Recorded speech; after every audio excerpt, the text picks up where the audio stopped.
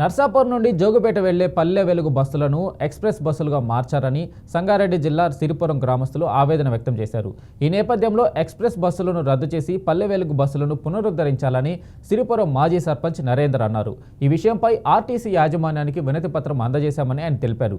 గత కొద్ది రోజుల క్రితం నుండి సమయానికి బస్సులు రాక విద్యార్థులు తీవ్ర ఇబ్బందులు పడుతున్నారని ఆవేదన వ్యక్తం చేశారు.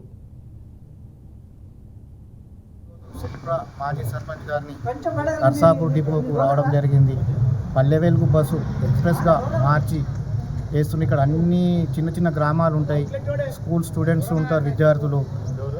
ఎక్స్ప్రెస్ వేయడం వల్ల మాకు ఇబ్బందిగా ఉంది.